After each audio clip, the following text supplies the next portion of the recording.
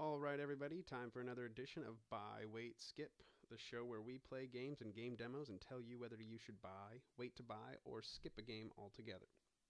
As always, I'm Joe Bobahead from lokisplanetdotcom. Today we're taking a look at the Sleeping Dogs demo on the 360.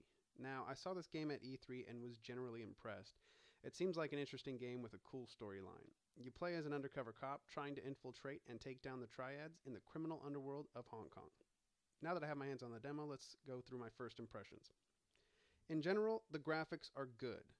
Good lighting and textures, though some environments are lacking the finer details. The character animations are good and facial expressions up to par. The control system, not so much. Moving and running are kind of shaky at first. The player seems off balance and slow to respond to the user's controls. Sometimes while walking I thought the player was about to fall over. He seems so off balance. The combat and fighting is generally what you would expect from a third-person action game. However, hand-to-hand combat is inconsistent. At times, the fighting is very responsive and impressive, with interesting fighting animations and combinations. Other times, it seems like no matter how many times you press the button, the character simply will not perform the action.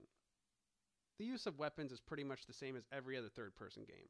Cover is your best friend, and the controls are nothing special. There are some elements they add to the cover shooting gameplay, such as the ability to take cover near an enemy, hurdle the cover, and disarm your enemy in one movement. They also have a Max Payne type of slow-mo shooting that is triggered when you are aiming and hurdling at the same time.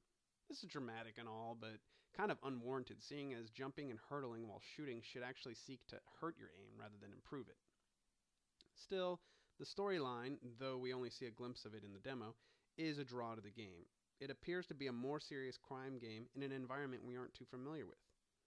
However, overall, the game seems like it is little more than Grand Theft Auto Hong Kong, minus the humor of the GTA series.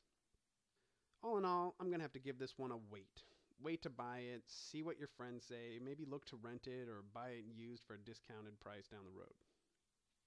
Alright, well that does it for this edition of Buy, Wait, Skip. Again, I'm Joe Bobahead, and be sure to subscribe to our YouTube channel for more videos like this and others.